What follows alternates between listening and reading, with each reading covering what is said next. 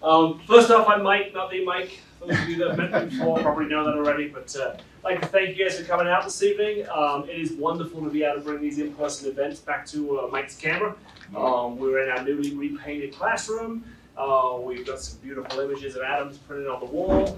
We're excited to be able to have Adam here for Canon Explorer of Light to divulge his secrets to you. So, how many of you have? How many of you found out about this event through social media? Okay, through an email newsletter? Nice. How many of you just showed up because it looked like there was something happening? All right, we got one. Wonderful. Got one honest person. That's always one honest person. Who's never set foot in a Mike's camera before? All right, we got a couple. Put your hand down, Curtis. So, thank you, welcome. It's nice to have you here. We're excited for you to be part of the Mike's Camera family. Photography is the world's greatest hobby in our opinion. We stick to it. We have a lot of fun with it. Our goal is to share that passion with everybody here, and that's why we try to bring in people like Adam to share his passion and his vision. We're looking at a very robust education program for next year. We're looking at trying to have some hands-on events every month next year. We're bringing in more ambassadors and photographers from various brands and throughout our lines that we carry, and really trying to push photography into the next dimension for everybody. There's so much technology, it's always changing, and as you know, we've been around for a long time, 56 years now. So we enjoy being able to share the hobby with everybody. If you don't know people, Curtis at the back there is our store manager in Boulder. We have Ken downstairs. We've got Rachel back here. We've got Conrad, and I'm sorry, she just started. Katina, there we go. Just started with us, so we've got some experts here as well. If you have questions after Adam's finished, please, we're going to be downstairs hanging out a little bit. We do have the registers open just in case you find something that you really must have before you leave today. But otherwise, it's just more just an appreciation for you guys coming out. I would like to wish everybody a happy Thanksgiving. Hope you have a good time with your families on Thursday and eat as much turkey. Oh, Todd's here as well. If you don't know Todd, Todd is our district manager for Colorado. He knows a lot of stuff too, I've been told. Yes? Yes. Yes. On that note, I'm not going to chat anymore. You didn't come to listen to me. You came to listen to Adam. So I'm going to exit the back. Okay. Leave you to it. And again, thank you for coming out. Thank you for supporting Mike's Camera. And have a wonderful Thanksgiving. Thanks, man. All right. Okay, well, we will get started. If you don't know, I'm Adam Jones. I'm based out of basically Louisville, Kentucky. So I live just outside of town. And I've been a full-time professional nature wildlife travel photographer for over 30 years.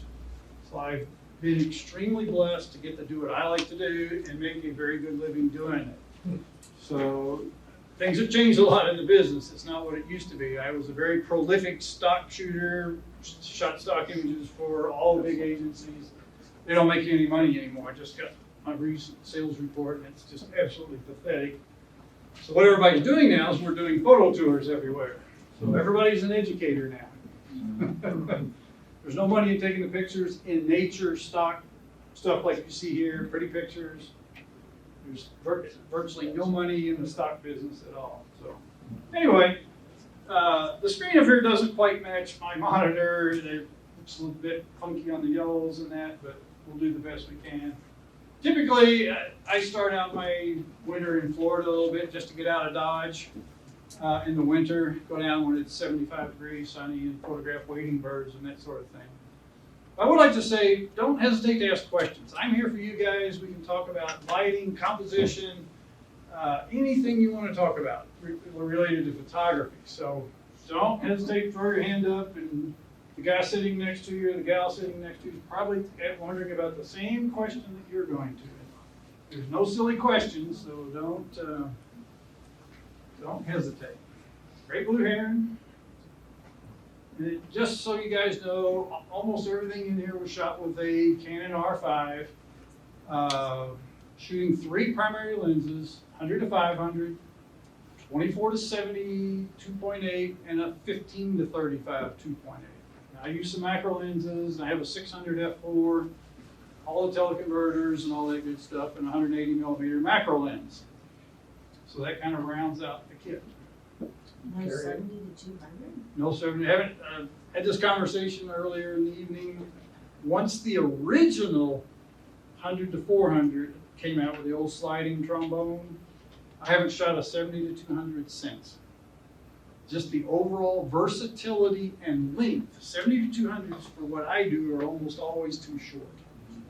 So you always got a teleconverter stuck on it or something. And we'll get into teleconverters in a bit. But I'm always, I go to a lot of places, cool places, I do travel shoots as well.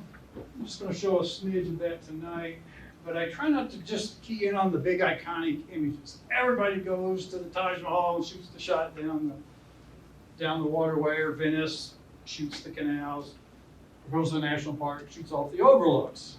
And no matter how fabulous that image may be the day you're there, it's not worth very much.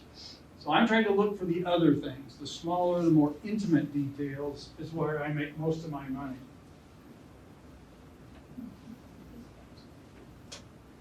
Who do you sell them to? Still through the stock agencies, but they just don't pay what they used to. So that is kind of washed out looking up there, but it's not in the real world. Where is this? This is in Florida. This is the Circle Bar B Ranch in Florida, northern Florida. Same here, live oak trees. Venice Rookery on the west coast. They're too bright on the screen. Sorry about that. How much are these photos without Photoshop or Lightroom? None, No, so they all been augmented. everything. Is that cropped down as well? Or? No, that is not. That's one thing about my birds is there's no crop birds in here. The way you see them is the way I shot them. Well, I mean, it might be just a hair but nothing crop, substantial. but no, I don't take a little bitty dinky bird in the frame and then crop it and go, oh, look what I shot. That is actually shot with a 600 f4 and a 1.4 teleconverter. So it's 840 millimeters with him flying towards the camera. That's why you don't have to crop.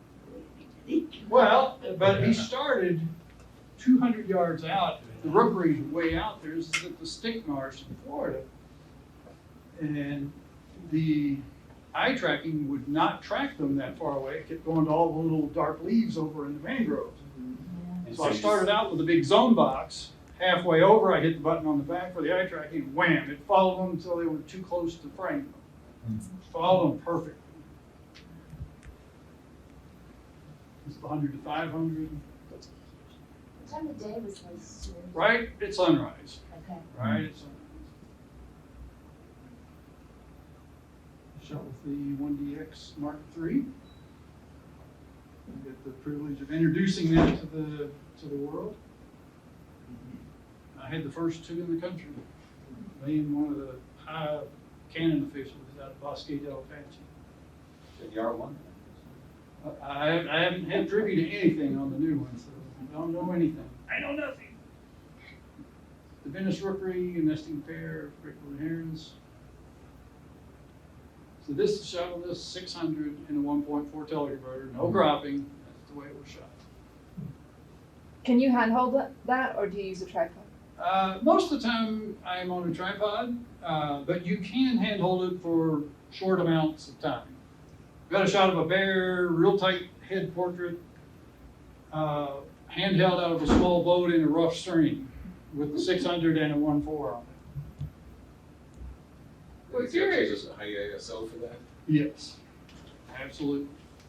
So for wildlife, if you're shooting a telephoto lens, shutter speed is king.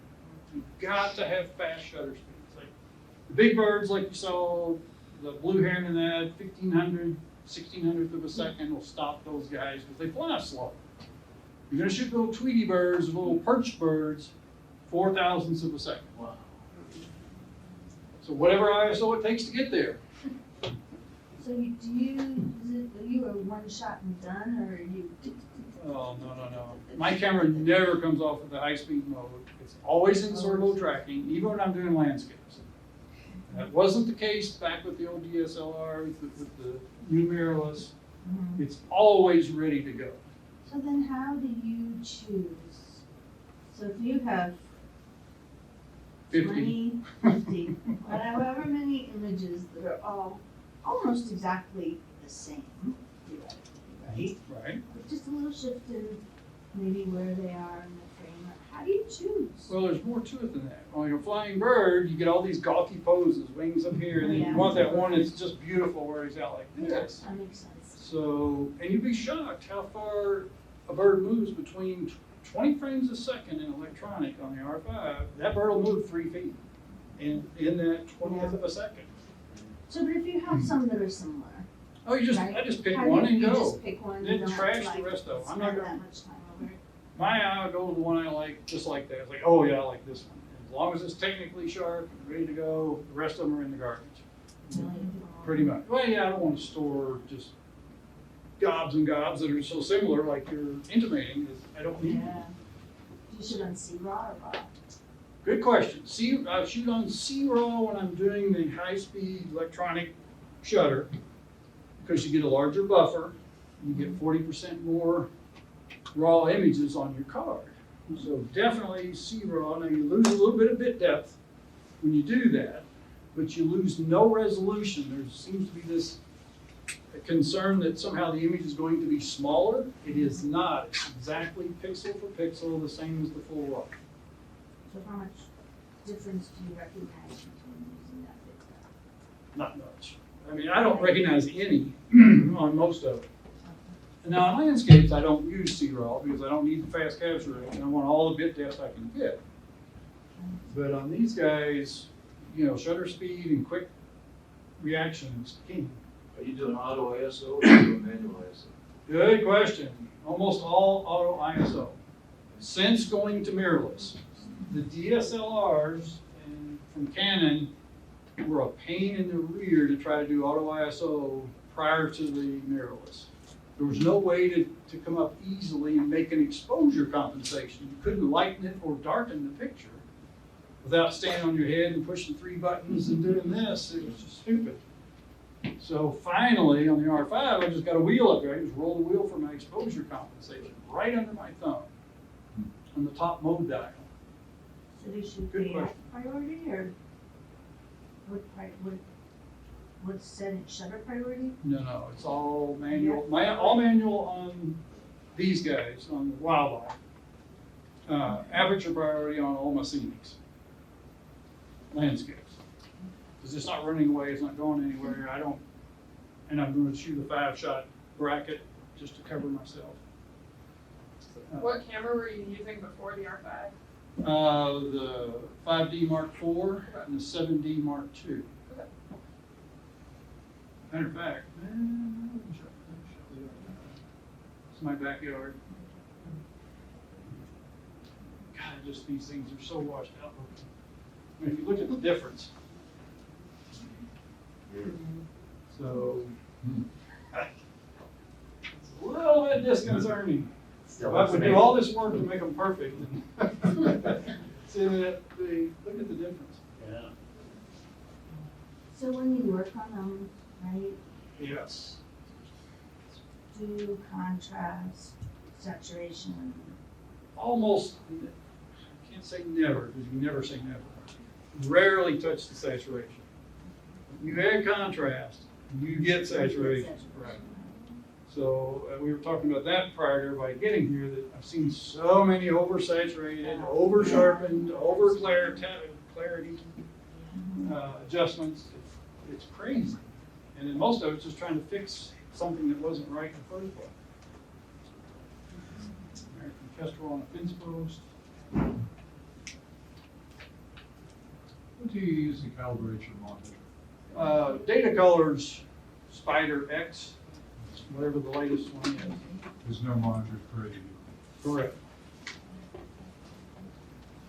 So you need to calibrate your monitor so you know that you have a consistent brightness and a consistent gray, black, and white point. Hopefully all the other colors as well. But you see how, can you guys see that that's razor sharp? That's my 600 and a 1.4 teleconverter. And people tell me teleconverters aren't sharp. I'm going to show you some of the 2X on the 600.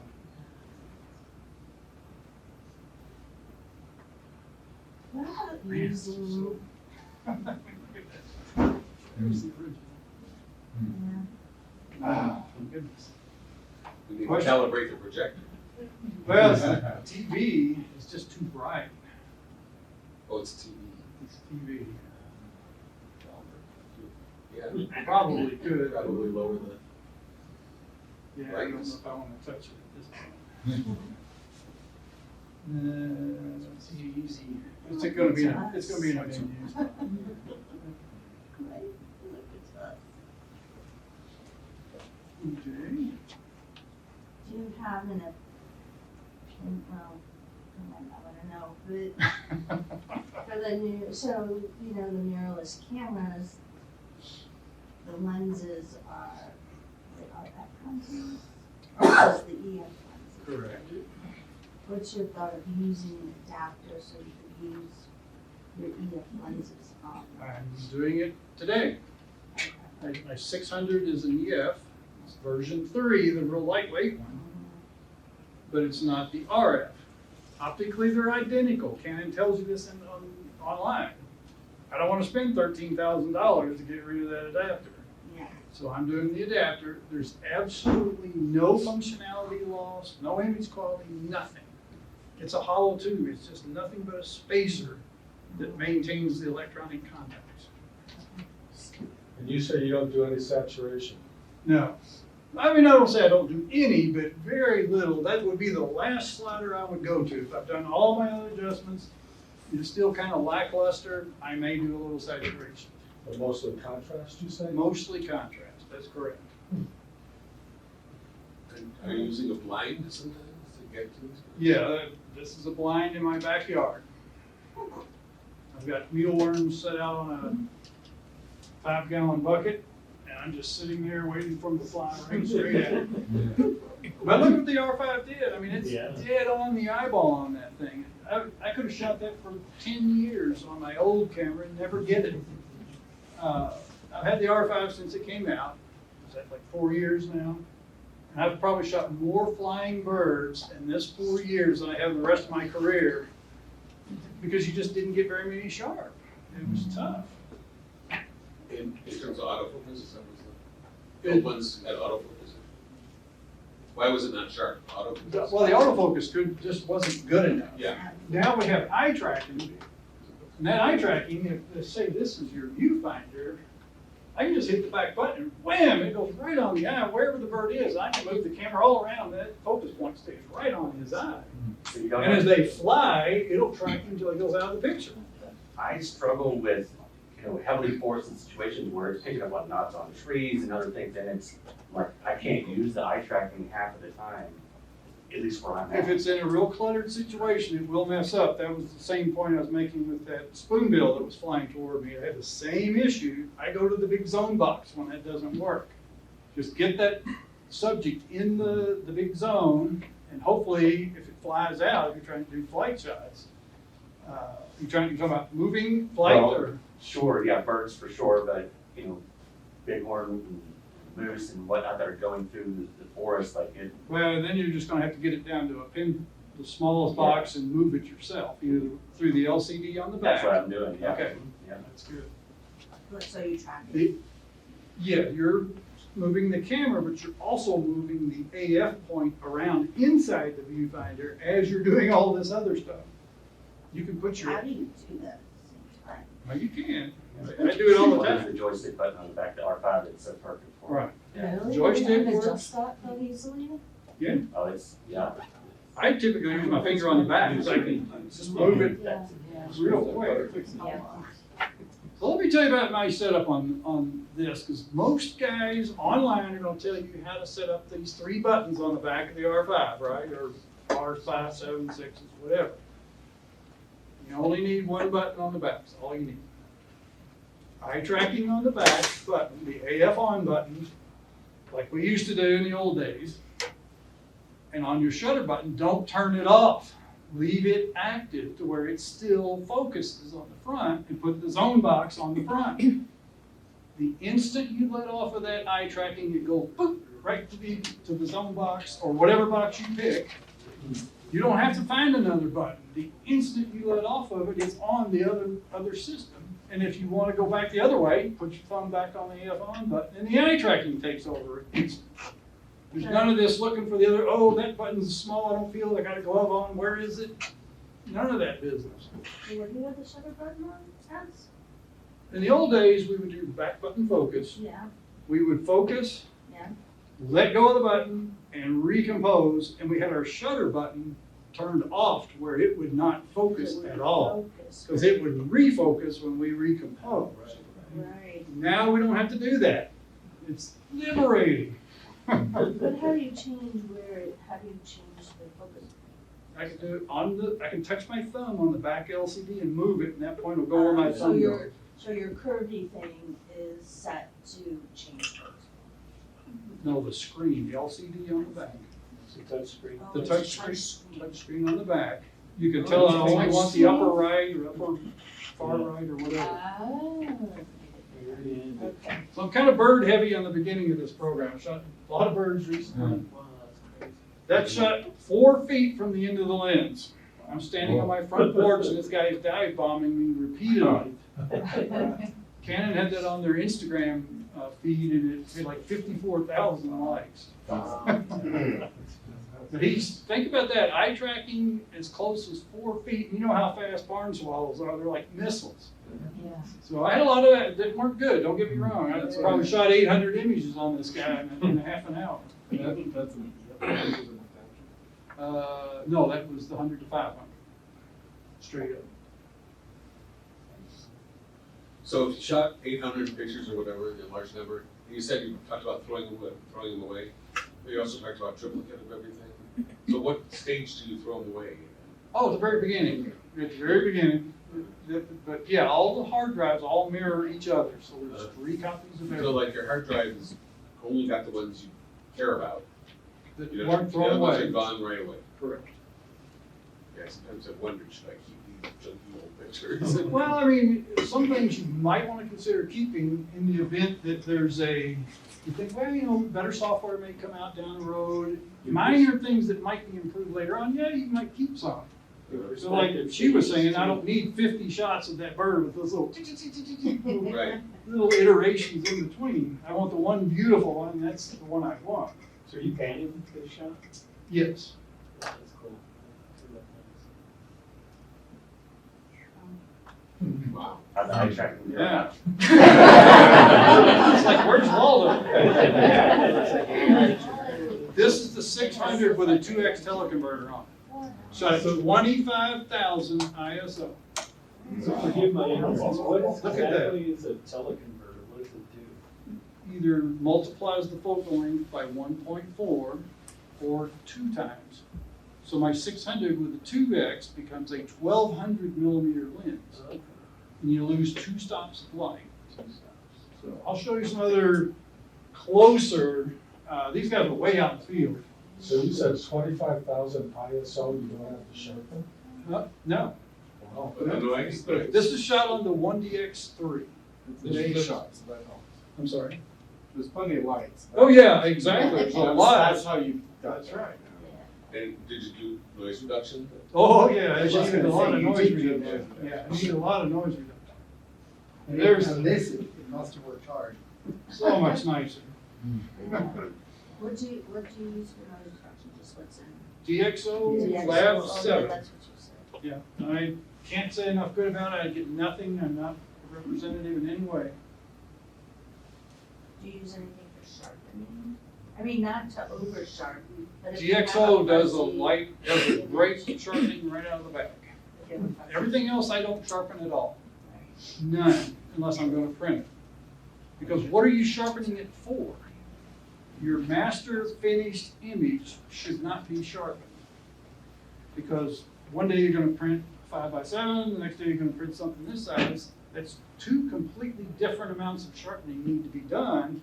So you don't wanna bake that into your master image. Make a copy, and do your sharpening on your copy. Does that make sense?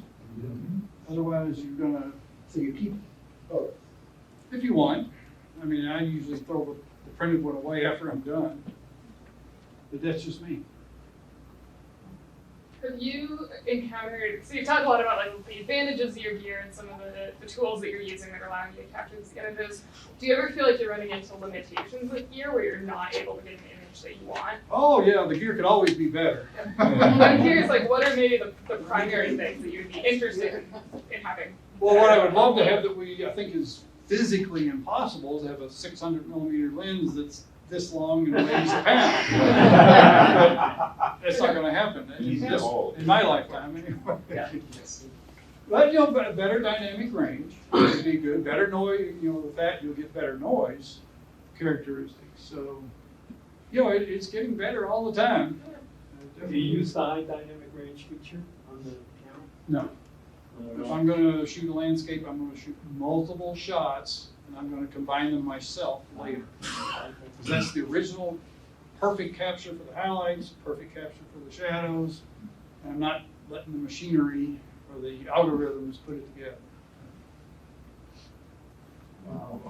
How far away is?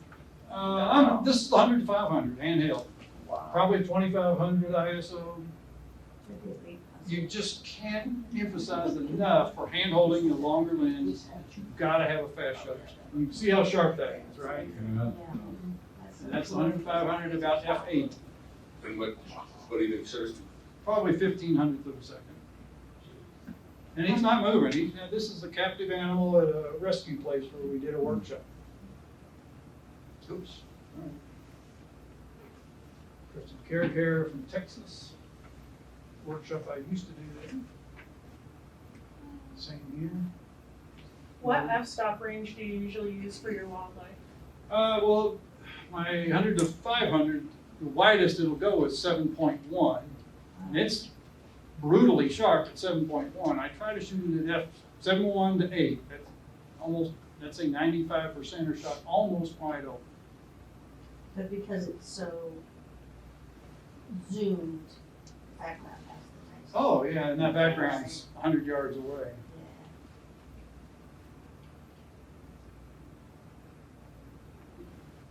Painted bunnies, Texas, South Texas.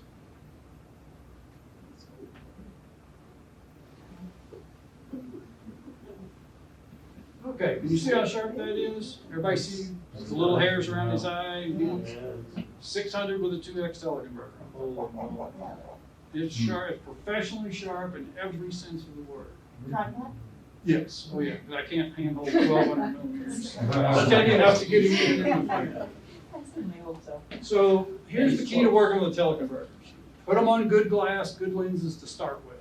You know, either a high-end zoom, like your 70 to 200s, 2.8s that are great, 600s, 500s, 400 to 2.8s, all that.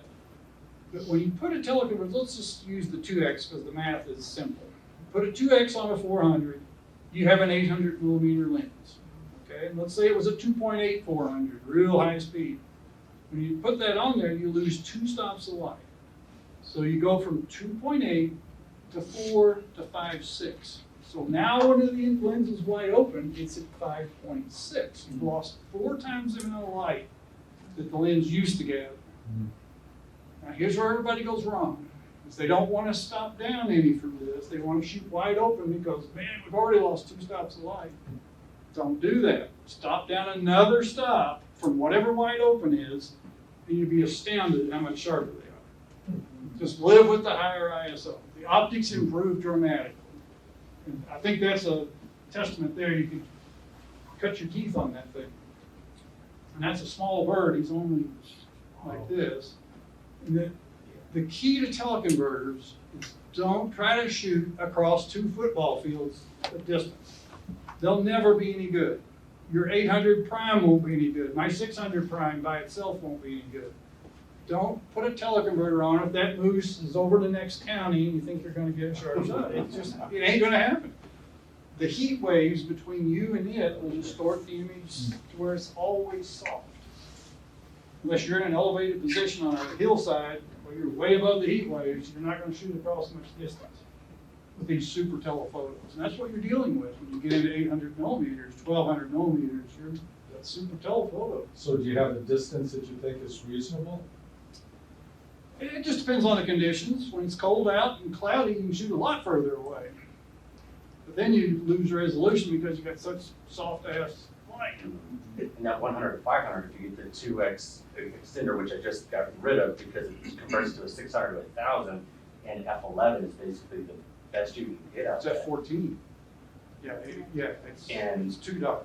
And so then you're out in the field with this unwieldy 600, and I could never use it. I don't know. I do the 1.4 on there occasionally on the 100 to 500, and it works fine. The 2x optically on there is good. I shot doves on my railing at home just to test it. They're 8 feet away from me, and they were good and sharp. But to shoot across, again, long distance and no light available, it's unworkable. Optically, it's okay. Now we're in Africa. My favorite place. And anybody that's interested, I got 2 tours to Africa next summer. Oh, they're like, start at 10 grand. Yeah. Actually, more than that. Which country? We're gonna do Botswana, Zimbabwe, and South Africa. Got 2 back-to-back trips. Yes, if you bring your checkbook and your credit card. They throw in a 50 millimeter. Exactly. Right. $99. So for me, it's always, compositionally, it's subject, lighting, and background. One of the things that too many people don't pay attention to is the background. And rhinoceros looked like you were pretty close to it. I'm right on top of it. But I was shot with a 15 millimeter lens. Wow. Are you using filters at all? No, I polarizers and neutral density for water motion shots in bright light. That's it. I don't do any colored stuff, nothing. That rhino was nice to you? Yes, he was right there. He's tame. Okay. He's on a private reserve, and I was feeding him. He was taking brush out of my hand. That's the 600 with a doubler on it. So how far away were you? 50, 60 feet. No, it's 100 yards. Oh, is that long? Okay. So I'm close, relatively close. And that's the key with teleconverters. Any of these big lenses, just don't shoot across massive distances. Get close, fill the frame, and you'll be astounded how much better they look. Bunch of zebras. Can you explain a bit more? You said your process said subject, lighting, background. Can you just like expound on what you mean with each of those terms? Yeah, well, the subject, you obviously you're going to pick something you think is beautiful. It could be the flower, the animal, whatever. So right here we got subject. And again, that lighting on there looks horrible. But you got a great subject. These topies on the termite mound. So subject placed in the bottom third. Lighting, good light coming from high and to the right. And a good background. There's nothing distracting. Here, that sky definition is incredible. Yeah, so most people don't pay attention to where they put their feet, where they set up. Like if I'm gonna shoot Tom's face right here, if I'm up here with a wide angle lens and I move to here, I just got a whole different background. The spatial relationship of everything in this room changes relative to him if I just move a hair. And part of the problem I see is people use too wide a lens for too many things. Because the wide angle takes in everything, right? So it's the hardest things to compose with. Because now you gotta be real careful what's right in front, and your main subject, like might be the Grand Tetons way in the background, now they look like little molehills. You're shooting with a 15 millimeter lens.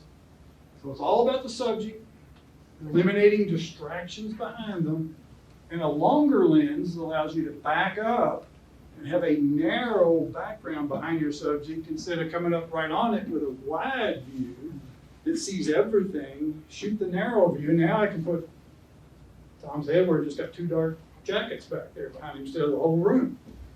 So does that make sense? Just really be thoughtful on which focal length you're shooting with. So this one's in bright, full sunlight, Yes. middle of the day, it looks like. Right. Yes, yeah, early, mid-morning at least, yeah. So, yeah. Some people don't would say, I never photographed in the middle of Yeah, the day. I'll show you the, the award-winning shot taken in the middle of the day. So bison, or bison, wildebeest running. Terrible. I've been to that tree probably 20 times. I've been to Africa over 20 times. I finally got something in front of it. Yep, wide angle, vehicle close. Man, the color, that blue is just way up. Wildebeest migration. Can you go back to that? Yeah, that's why we had this massive confusion coming right at the vehicle. I was trying to get rid of it. I love to have gotten rid of it all. But No, I think it's important. I've got this on video where they're just snaking their way up through there, and it's really cool. It grounds it. Right. Exactly. Yeah. Totally. Good point.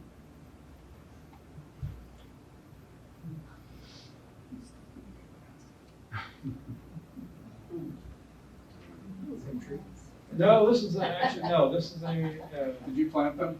I did. These are 3 Maasai warriors that we picked up at camp. We drove probably a mile and a half out of camp because I know where this tree is. I always visit it at sunrise. And we dropped them off and they walked back. We shot the sunrise and they walked back. And did you shoot 10 exposures for that? Oh, yeah, I'll bracket that. If I'm shooting right into the sun, I'll do the 5 series bracket. You get the 2 second delay. One stop each. Yes, 1 stop each. Right. 2 second? 2 second delay will fire them all 5 off on the Oh. cannon. You set this on timer at 2 seconds. 2 seconds and it'll fire them all. And on the boat down at Caddo Lake, we're talking about shooting handheld there. I just did it by the shutter. Just ran off all 5 shots real quick. I didn't have it. I couldn't wait for the boat. The boat's movement in 2 seconds was too much. God, it looks awful. Why would you wanna wait 2 seconds? On a tripod, so you're not touching it. Oh, yeah. Wow. Woo. She went with Wild dog from Namibia. Little green hat. Man, that looks terrible. Sorry, guys. Now that's the old first generation 500 with a 2X on it. And the 2X have gotten way better than they used to be. That's a 15-year-old shot. Did you start out shooting film? I did. Okay. Oh, yeah. Do you ever do it again for fun or also? No, not now. I mean, I wish it was still film because I'd still be making money. For the pictures. It cost you 10 cents every time you pulled hit the shutter button, and then you didn't know exposure and all that perfectly. You just threw them in the garbage can when they came back. I've taken the whole box of 36 and just pushed them off the light box. All in the garbage.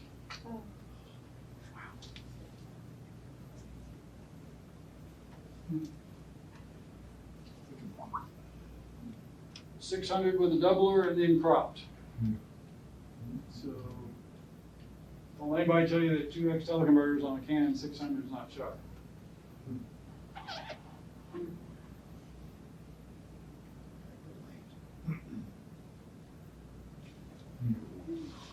Now, if you saw the original raw of this, you would go this.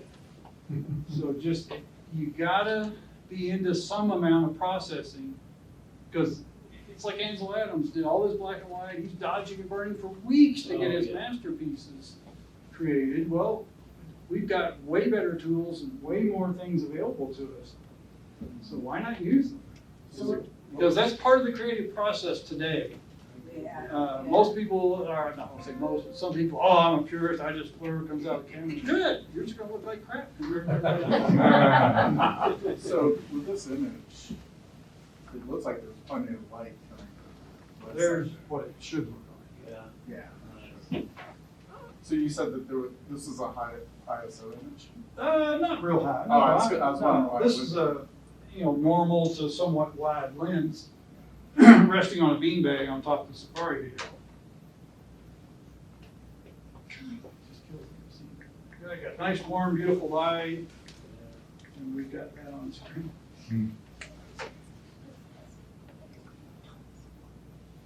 It was a great video of Ansel Adams' son taking you through his studio, Yeah. his dark room. Oh, it was an art form all in itself. Oh, yeah. That's And it's no less so today, because I've seen amazing things that are being shot and posted on Facebook and Instagram, just some crazy good stuff. So about how long do you spend on editing a photo? It depends. I mean, it can be a minute to 15 minutes. Okay, but I not, can do it quickly. I've not been doing hours or this. weeks? No, not at all. No. We found this mother cheetah that had 5 nearly grown cubs. We watched her take them on their practice hunts, trying to teach them not to spook the animals. Really cool. To get 5 of them that far along was pretty amazing. Where were you? This is in Tanzania. Tanzania as well. Serengeti? Serengeti. You sharpen the foreground or just? No, it's, that's it. Now, let me say this, these are, what, 3466 pixels wide. That's what fits the laptop. So it's not anywhere near the full res image. Now, when I take them out of Photo Mechanic, it does its sharpening. You have like low, medium, and high, and I just put it on medium because you're losing sharpness when you shrink the image. So it's kind of their standard sharpening. Same with Lightroom. When you export something out of Lightroom, you have sharpening options.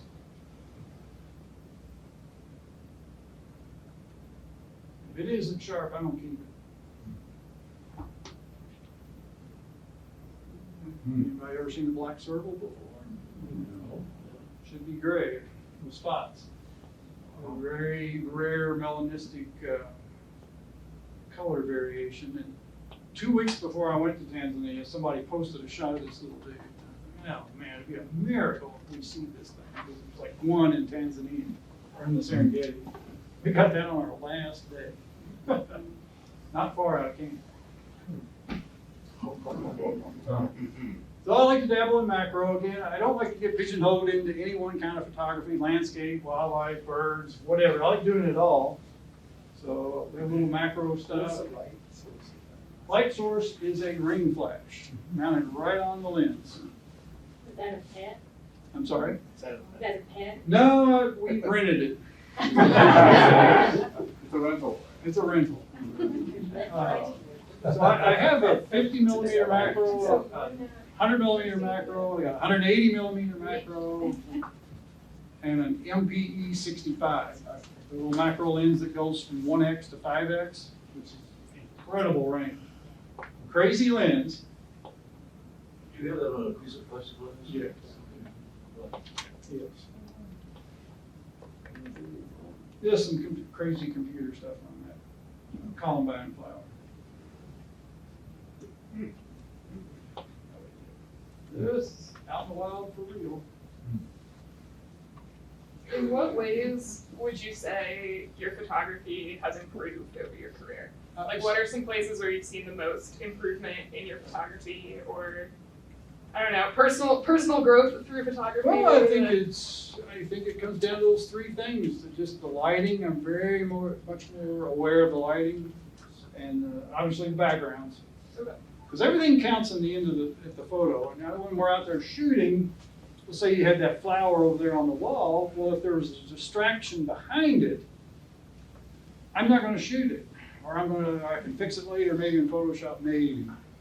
But or I'm going to move my viewpoint to improve that. So you just got to be careful of everything, because in the final print, everything's going to come through. Our mind gets focused on the subject, and then we don't check the edges of the viewfinder enough to make sure that there's not a beer can or something stupid coming in. Ring flash on that frog? I'm sorry? Is that a ring flash? Yes, sir. It is a ring flash, mounted right on the little 50 millimeter macro. In the studio, I like the short focal length because I can get right on top of them, and the closer you get the light source, the more wraparound it is. It's the same principles as doing people with big softbox. The other principle of that is, though, the closer you get, the faster the light falls off behind it. So you gotta have the backgrounds pretty close or they go dark quickly. So in landscape and macro and all of these areas of photography, depth of field is really a problem, right? And I mean, I just had a group in Yellowstone a month or so ago. It's 14 ladies. The Garden Club of America hired me to take them and teach them some photography. They didn't understand depth of field at all. Just couldn't get this concept through their head that the closer you get to anything with any lens, the less is going to be in focus. Less depth of field, less depth of focus, whatever you want to call it. So these cactus are stretched out about this far on the ground, and I'm shooting that at f/22 with my 180 millimeter macro on a tripod. And that's all the depth of field you got. And what they couldn't understand was if we took that same lens and photographed all the way across the Grand Canyon at 2.8, everything on the other side of the Grand Canyon would be in focus. Because you're so focused 15 miles away to the other side of the canyon. So it's a combination of the focal length and how close you are, how much you magnify something. I don't care how you magnify it. You magnify it, you got less in focus. Do you do focus stacking? I do. That's the next thing. So, boom. There it is. That's planned. Yeah, that's right. $20 to the lady. So there's focus stacked at, it's like 8 or 9, 10 shots at f/11. So when you focus stack, are you putting a grid and adjusting your focus all the way through the grid, or are you just going straight back? Just going straight back. Straight out of camera? Just letting it focus stack? Yes. Interesting. Used to, in the old days, before we had it on our mirrorless cameras, I just turned the focus ring just a hair, Yeah. just till I got all the way through the scene. You can do it manually, but we're not moving the AF point around telling it where to focus at all, other than the starting point. When I do the focus stacking or bracketing in the R5, I start at the front, and I'll dial up, let's just say 30 images. I might only need 10 or 11. Just let it go beyond where you need it. And I do it in small increments. And you're just doing the manual focus? No, I'm just. Oh, you okay. So it's got an automatic focus stacking? It does. Yeah. If you have a focusing ring, You have to set if you have autofocus on your ring. You have to set the increments when you do the automatic. But the 5D didn't have that? No, it did not. Yeah, I was listening to a guy, I'm part of the Focus Elementary Canon Club here in Colorado this week. And one of the landscape photographers won a bunch of awards, and he was laying out how he manually will take 30, 40 shots, and he will pick every single piece that he wants to pull all back together. Yeah. And it was, he said, I could put it on the side of the building. Yeah, well, there's no comparison to focus stacking to using high f-stop, like f/16 or f/22 and hyperfocal focus. Yeah. All those old tricks we used to do don't compare to this at all. He He's said- taking it to the extreme, He obviously. said he'll never take any, he does not take anything for nature over like 13. Anything he gets soft, he just, he's adamant about it. Yeah, And I'm like, I haven't tried it yet, but right. yeah, it's good.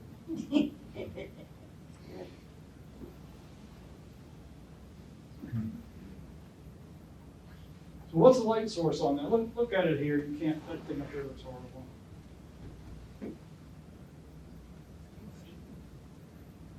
One regular hot shoe flash in the hot shoe in a room in a guy's garage with gray walls. The subject's there. I'm here with my 180. I aim the flash back over my head. So the flash went all the way around and lit him and the background evenly. And look how soft the light is. So Did you what rent is the that?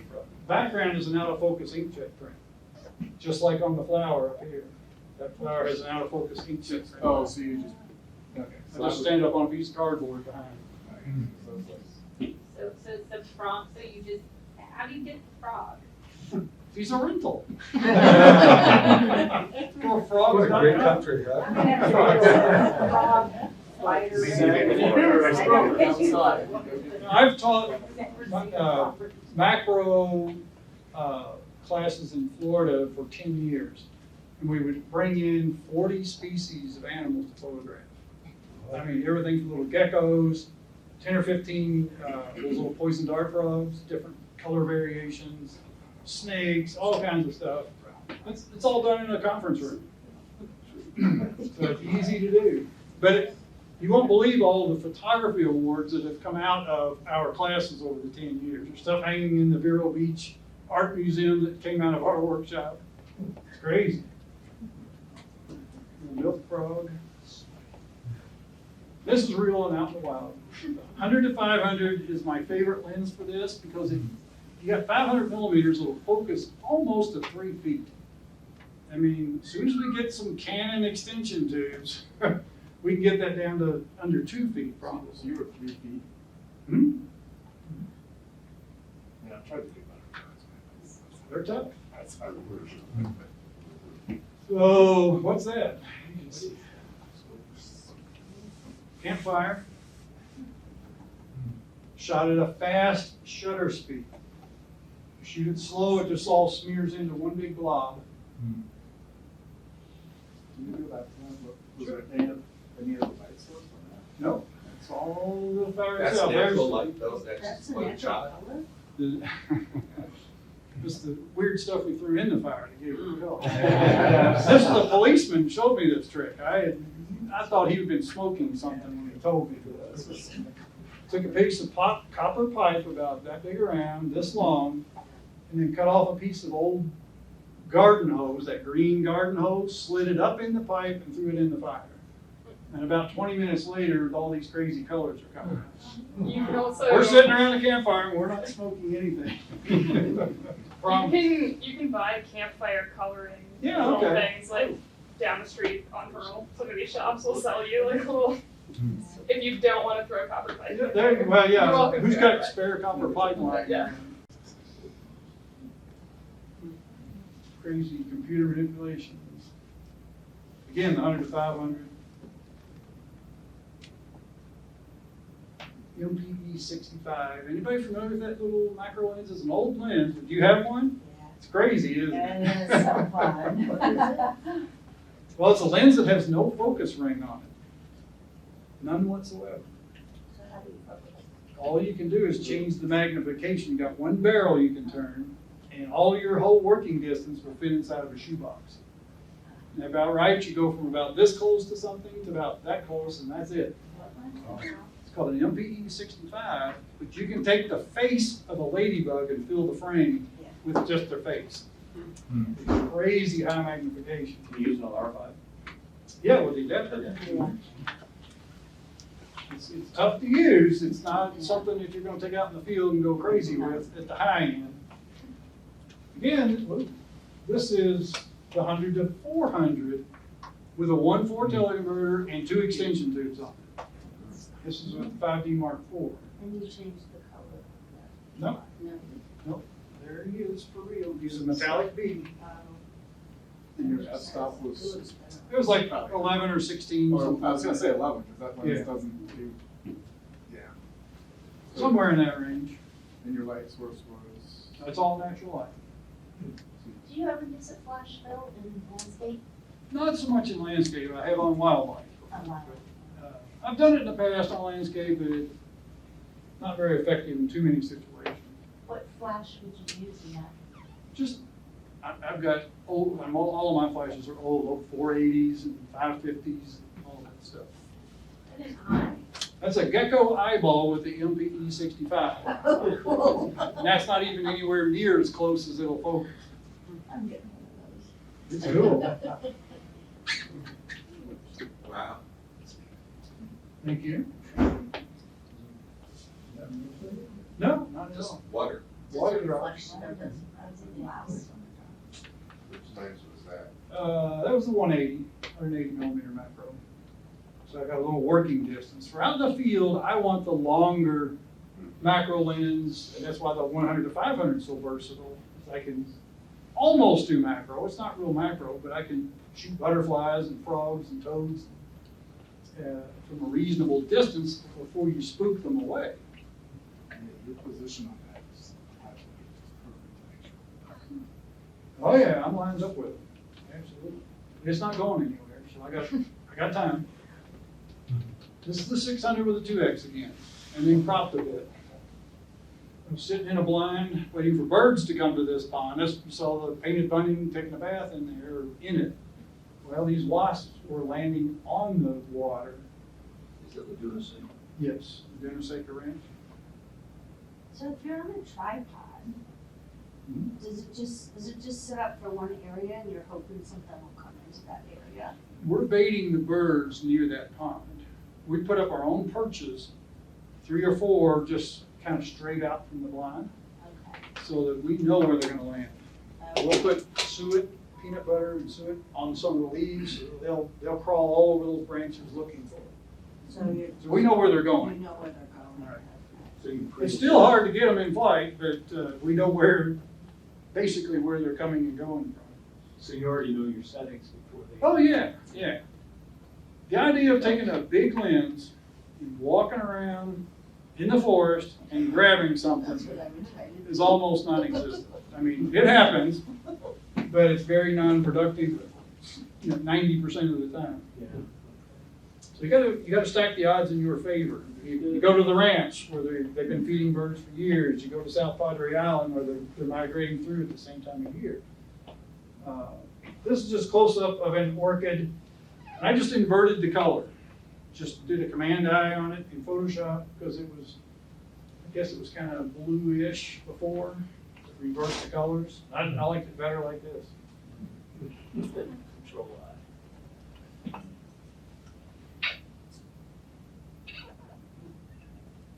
So do you bring a spray bottle? Oh no, that was real. That was out at Mount Rainier. Drizzly rainy day up in the mountains. His lupin foliage was just covered everywhere you went. We don't get any of those. No, you don't get, don't get a lot of that. Dying snake. Mildly venomous. How many are in Costa Rica? Alash viper. He's only about that long. He looks ferocious. Kelp goose in the Falklands, male and female. What do they call them, garbage can bandits? Coyote. Is that flash? No, that's actually light streaking through. And did you set it up, bait him, whatever? You No, it's the Yellowstone. Yeah.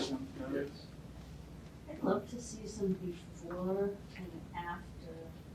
I've got one, I think. I could go to another program if you guys want to hang on. Because that's a skill in and of itself, right? It is, but it's so easy. You're not gonna believe how easy it would be to do that. But you have to know what to do. You do, but it's so easy. I just taught this 3 days ago to my group that was in Caddo Lake in Texas. They were just flabbergasted. It's so easy.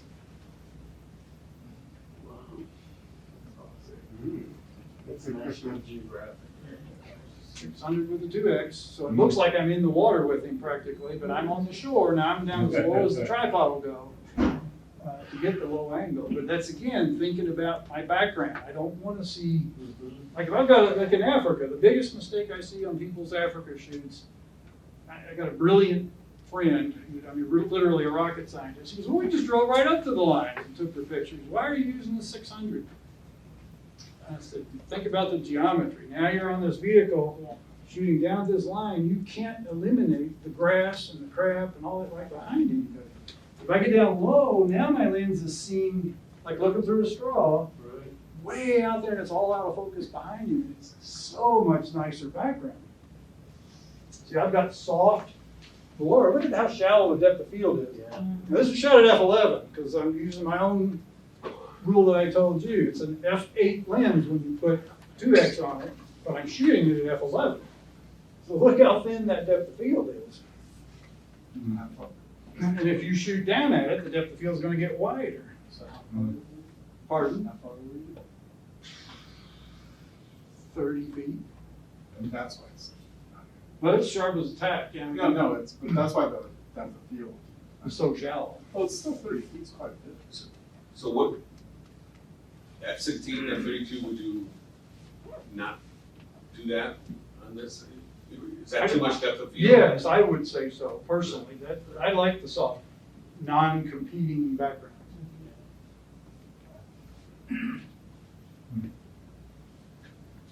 Tortoises in the Galapagos. Focus stacked lava. That's 100 to 500 with about 16 shots. I'm shooting down like this for the perspective I wanted. Did you do that to me? Sure. So I just got back from Hawaii, so some time on the Big Island, the Big Island did some lava stuff. Didn't see colors like that at all. Right, well, most of the places it was black, just like in Hawaii. There are some colorful areas. I've jazzed that up a little bit, I've not gone crazy on it. Those colors were all there. It was sort of like iridescent glass, where it turned kind of to glass on the edges. It's cool. Yeah, it was fun. I could stay there all day, unfortunately didn't. Just a long exposure with the ND filters. Someone asked about filters, this is the 10-stop ND filter. Boys going to school. This is, and this is not to brag on me at all. It's that whole subject, lighting, and background and viewpoint, where you decide to shoot from. We had another tour, this is in the Falklands. Another tour company was there with their photo leader, and over this ridge goes down to the ocean. And it's a good distance down there, but the ocean, it was windy as it could be. The ocean was white froth and chop. That's all it was. This guy's taking his group up there to shoot down on the penguins as they're coming up the beach. I mean, a horrible perspective. You're making them look diminutive, and you got that horrible frothed up white background. I said, no, we're going to stay on this side and get them on the crest of the ridge when they come over, and we'll have a beautiful sky behind them. So, I mean, just little simple things make all the difference in the world. This old dude came up while I was in the blind at Laguna Seca. He came right up to the base of the blind. Western diamondback rattlesnake. This is one exception, long landscape. This is 800 millimeters. It's my old 100 to 400 with a 2X on it. But I'm on top of a real high ridge shooting all the way across Ketchimak Bay, probably 30 miles across there. Wow. And it's cold, it's cool, so there's no heat waves. Same area, aerial shots, glaciers. Is that from a drone? No, it's from an airplane. I had a UPS pilot friend that flew me around for a week up there. It was unbelievable. So they're hanging out the window? Got the window open. It'll stay up once you get flying. It's a pain though to get up there and shoot like this. Yeah, It's not you're fun. using a camera strap. Yeah, that's what I was thinking. Oh. Oops. Now this is handheld out of a boat and on the Alaknak River in Alaska. 100 to 500. On So the they knew choppy- you were there? They knew you were there? Oh, yeah. We followed her for an hour. As long as she was on the riverbank with the cubs. These are the cubs that were born the year we were there, summer we were there. So you didn't have to worry about them getting aggressive then? Not at all, not at all. They walk right by us. I also do silver salmon, which we're on the beach with them. We're walking around them there, and I've had to walk from here to the wall from with their cubs. Just walk right by. You can hear the sand scrunching under their feet when they walk. The puffin in Alaska.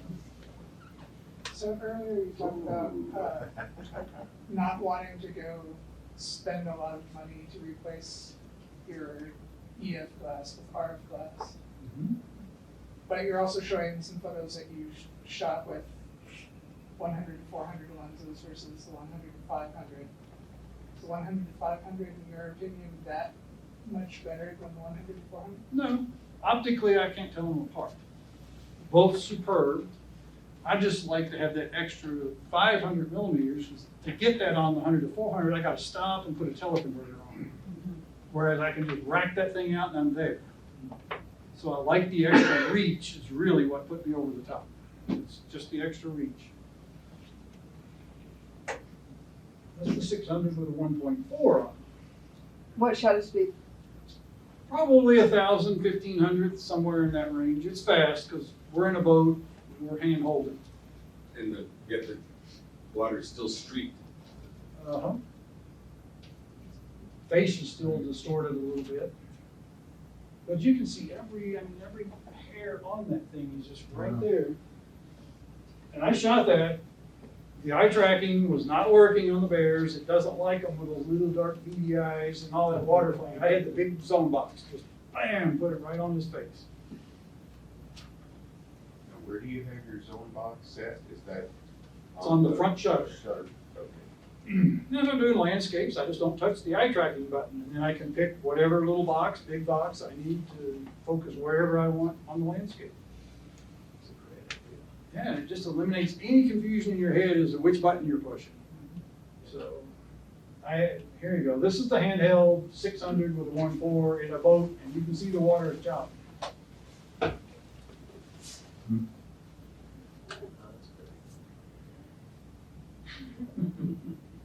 Crazy cubs. Saw a big old Bauer male was coming up the bank, and she gave him a not so welcome send off. So you back and forth on the boat, or you? No, we did get out occasionally to shoot offshore. We were out, we had waders on, so we were standing out in water this deep with our tripods, shooting one of these guys all the way across the river. The river's maybe 100 feet wide, not real big.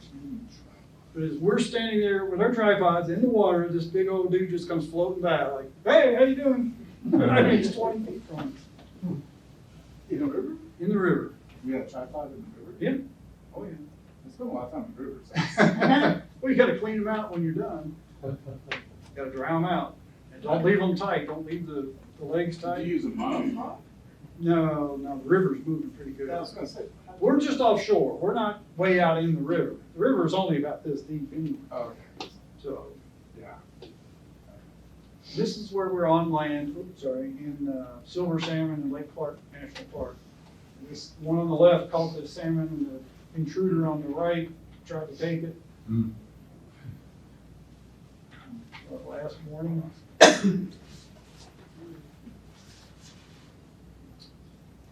Texas Hill Country in the spring is just phenomenal.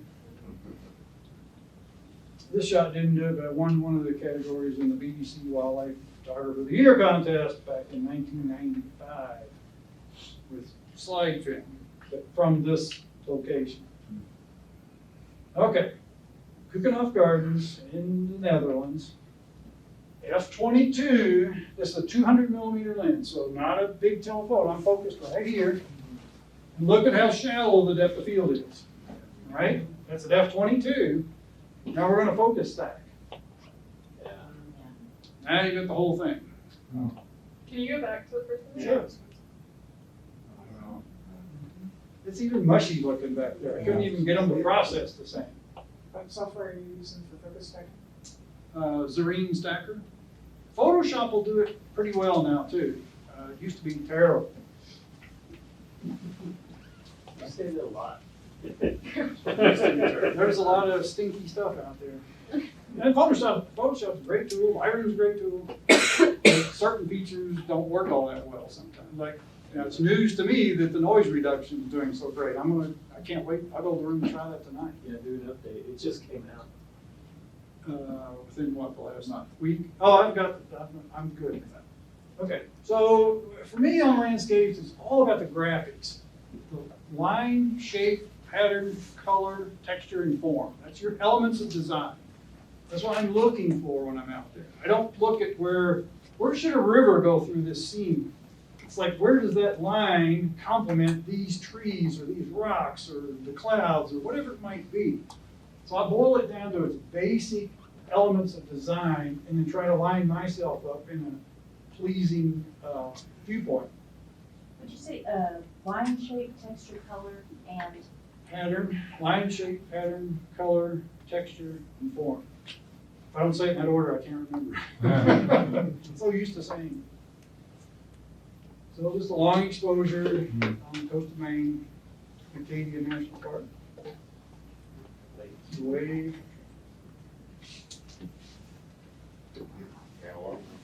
Antelope Canyon. Pretty old shot. I just can't believe how bad it looks. So look how nice the light looks on it. We'll talk about light in a minute. See Yosemite. Can you see the nice light on that? It's just real soft, but in precise areas. I put every bit of that there. It was not there whatsoever. Dead overcast day. I created it. How do you do that? Easy. I can take the lasso tool and make this happen. Can anybody draw a loop where they want the light to go? Mhm. All right. Then feather it a whole lot, like 200 to 400 pixels. Then do a levels adjustment just on that little section, and it comes alive. It's adding contrast in specific areas instead of to the whole photo. That's all it is. And there's a multitude of ways you can make that initial selection. But it's as simple as the lasso tool. Should we use the crop and, I mean, not crop, but the burn and. Not the ones in Photoshop, no. I haven't used this one. They moderately successful. If you want to do the best dodge and burn tools, there's a program, anybody heard of TK Actions? Cannot say enough good about it. Every image in here has been touched by TK Actions. I'm not running a preset or anything like that, nothing, but it's all about making masks. How to make precise color selections, precise tonal selections. And that's how I do the light. He's got some automated little steps that'll just make it easy for you. I can draw my loop, hit one button, the feathering box comes up, hit it, and now I'm ready to go. And I can demo that for you if we have time here. TK Action. It's a plug-in to Photoshop. I hardly use any of the Photoshop pull-down menus anymore. Everything I need's on his panels. They stay up all the time. Yeah, there's a good podcast stuff. Oh yeah, there's a bunch of. Woo, so there's the shot you see on the wall there. Yeah. Sorry, man. It's terrible. That's what it should look like. Blue Ridge Parkway, North Carolina. 5 minutes from my home. It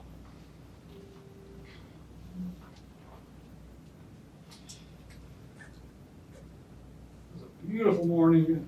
Check it out here. I mean, the contrasted shot up on the screen. The big old storm rolling in right at sunrise. Remember some high winds do this storm. Where was that last one? That is Magnolia Plantation in South Carolina. Beautiful place, mid-March. My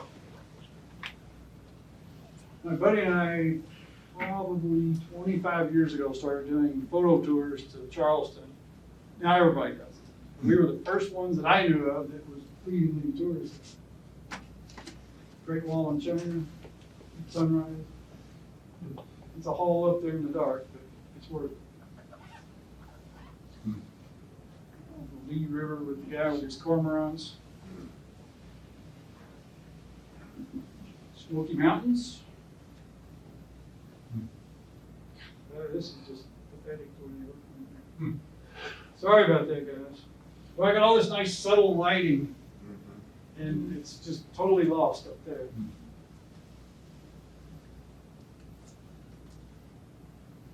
Okay, Yellowstone. Okay, so here's, when I'm doing a landscape, let's get the big iconic shot and move on.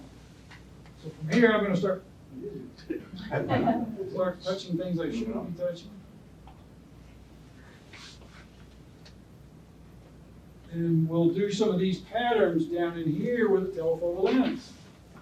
It's like pulling teeth to get my workshop people to pull out a long lens for a landscape. No, it's gotta be wide angle, it's a landscape. No, it doesn't. There's your landscape with 600 millimeters. There's those patterns you saw to the side of Grand Prismatic Spring. That's the 100 to 500 with a 1.4, so 700 millimeters.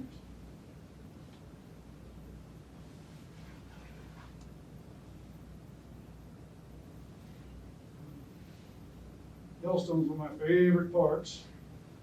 Again, I've beaten this horse to death, the 600 with a 1.4 or 2x teleconverter, sorry. And this guy's right outside my car window. He's just outside the minimum focusing distance of the lens, which is 13 feet. He just came up, I was sitting in the car in the full out, he came up and laid down. So like, okay. Oops. Put that last here. So when you did those patterns using such a long lens, right, the advantage is the narrow depth of field, that's why wouldn't you just go right up on it? You can't. Well, It's impossible.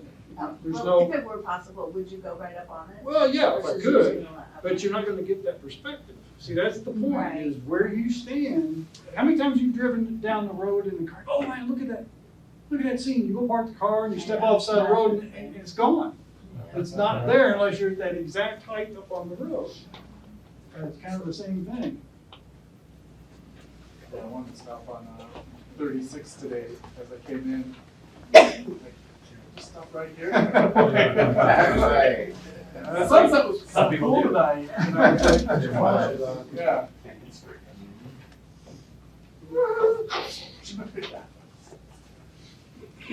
Last morning in Yellowstone this fall, 26 degrees.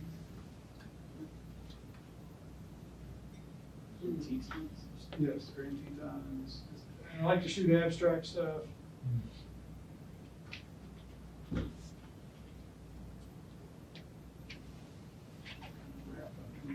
Wow, just, dude, the blues are crazy.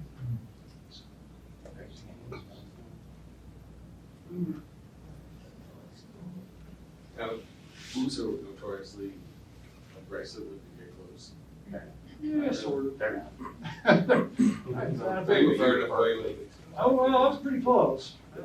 Closer than the park rangers would like. They stand up on their front legs and kick you in the front. Well, he They're was, very docile. yeah, All this. there's some grass patterns on the way into Yellowstone.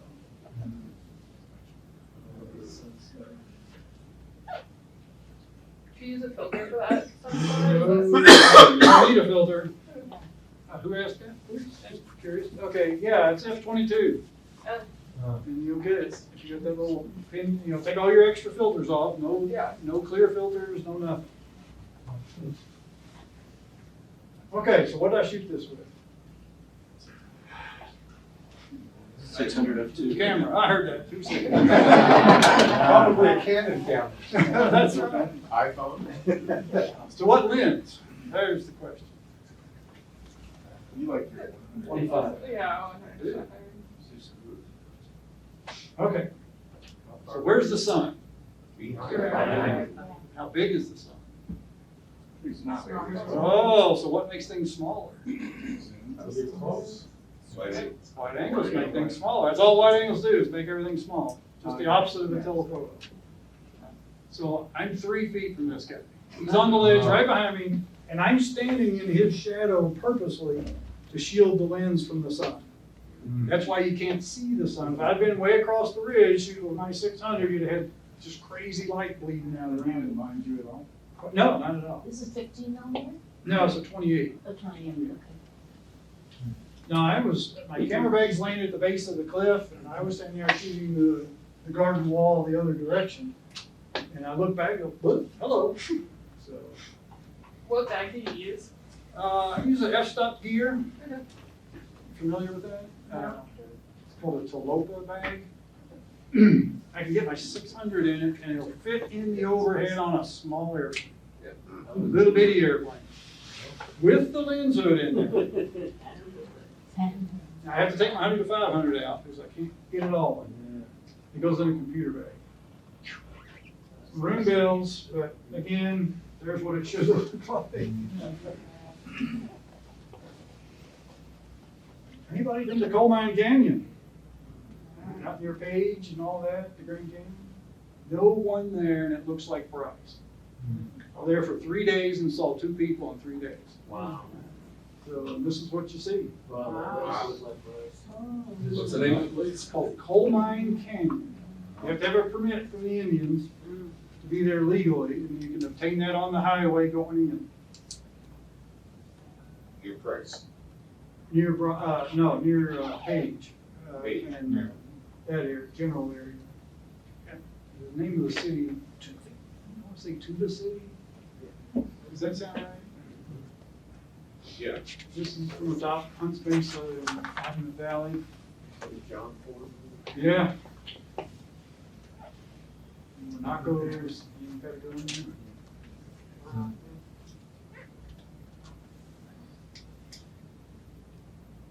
No wind on that day, didn't it? No, I know. That's such a rare thing, wow. Especially there. Right. Yeah, I love symmetry, and I don't care if it's symmetrical and balanced, and some people, oh, it needs to be off center. It's like, no, it doesn't. It's a Marlboro photo ad, Yeah, I've got this blown up in my great room, 40 by 60 on canvas. Wow. Guess where that is, right? Colorado? Chimney Rock. Lizard here? I think it's Chimney Rock. Oh, Chimney Rock. So this is a combination of 2 images, but it's all this. One's in focus, high aperture, like f/16. The other one is nothing moved, and it's out of focus, shot wide open. So it gives everything this soft glow around. You got a sharp petal right here. All the petals are sharp, but you got this glow in there. And you just layer them together and change the opacity till you get it the way you like it.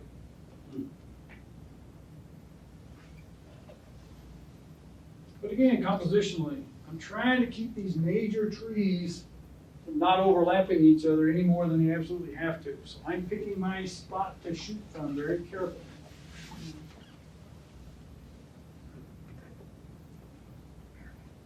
This is Bryce.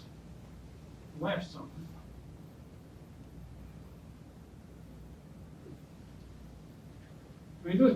Just the lighting difference just kills me. Wow. It's not showing them off very well.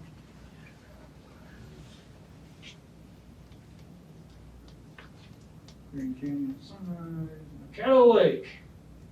So there is this one was the 32,000 ISO. Pretty drab, right? A little bit of processing, it looks like that. Nothing more than what I just described to you guys. Now, I did a little more than that, but you can do it taking the lasso tool around this one, around that, then make a selection from that. Let me go on, we'll finish up and we'll come back. This shot looked exactly like the other one. No light whatsoever, total overcast. I put all of that in there. And what again was your ISO? Oh, these are all high ISOs, 6400 on up. These are really early in the morning, and it's dingy as it can be, and it's cloudy, so it's dark. You ever do the black frame with the noise in it and then subtract it? No, I haven't, but everything's moving. I don't know if that would help or not. You do exposed to the right Yes, all the time, pretty much? pretty much. What's that supposed to look like? Exposed to the right on your histogram. The image I process may not be the one that looks the best initially. I take the brightest one I can take and get everything that I want. You don't want to brighten up dark images, because that's where you get your noise. Don't underexpose a super high ISO shot either. It just compounds the problem, especially exposed to the right. This is Caddo Lake. We'll have 2 groups of 5 go there next November. Just an amazing place. Where is that? It's in Texas. You have to have a boat. You can't do squat from land. I've tried it 3 seasons ago. There's nothing there. What part of Texas? 35 miles from Shreveport, Louisiana. So, Nacogdoches there. I'm not sure about that. The little town you're in is called Uncertain. But I've got the boat secured for next year. National Calls at sunset. Jaguars handheld out of a boat in the Pantanal in Brazil, just back in July or August.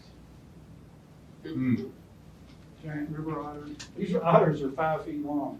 Dwarf owls.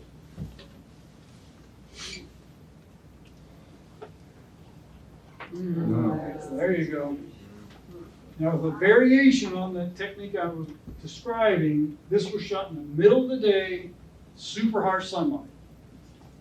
That's when the caiman come out the sun, and guess what? That's when the jaguars are there to jump on them. That's 70% of their diet. So did you fix it to make it less contrasting? I did. So what I do is I darken, make the one layer of smart object. I go back into Adobe Camera Raw and I make it look like a night scene. I underexpose a stop and a half, turn the contrast down, open the shadows all the way up, and then add a little bit of clarity, and then I paint that off where I don't want it. So I relight the the subject matter, and then with that painting on the mask becomes my stencil for everything else. Now I can do levels and contrast to that exact same area. I can do warmth, change the light color, pixel for pixel for everything I paint.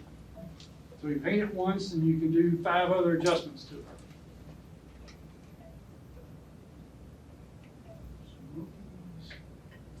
Done a couple books on the Smokies. One of my favorite places to photograph.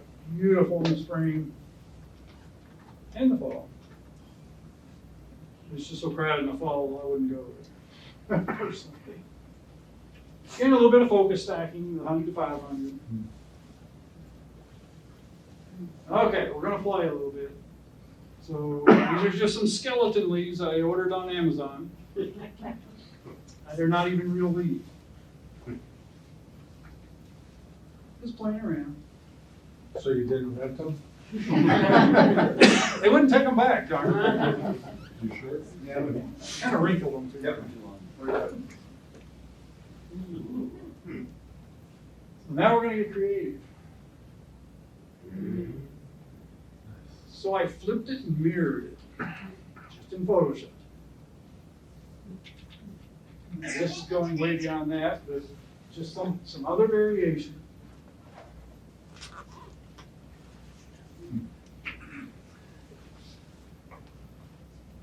Okay, there we go. Super cool. So I ran off and forgot my business card. Thank you. It's got really good camera gear. Thank you. A But few shots back, you shot, there was a running water. Yeah. That, yeah, how slow was your shutter speed? okay. Hugest misconception in the world is you do not need a long exposure. Not very long. You can go a quarter of a second, half a second, anything that or longer will do it. Okay. Yeah, and it depends on how fast the water is moving, of course. You know, you don't need a 10-stop ND filter and go for 30 seconds or Okay. a That's minute what I was or gonna ask. something You silly. used it. Did you use an ND filter on that one? No, I do a polarizer to darken these rocks because they're real shiny. Uh-huh. So I'm a big believer in the polarizer. I use it on everything but my wildlife. Yeah. So You that don't use acts, it on wildlife. no, because it's too much light. There's almost 4 times the amount of light. Gotcha, So dark, that acts as a somewhat of a neutral density. You're losing about 2 stops, stop and a half with the polarizer. So yeah, good question though. Anybody else got questions? What are other, like, most common misconceptions you encounter? I feel like you've gone over a few, but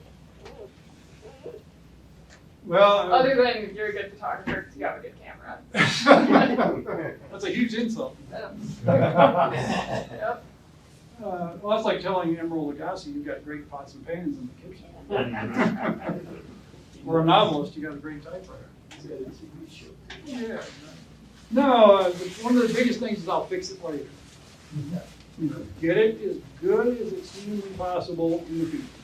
You know, that's when your workflow starts, is when you take the picture. So you can go through that whole process, and I don't want to have to try to fix anything any more than I have to.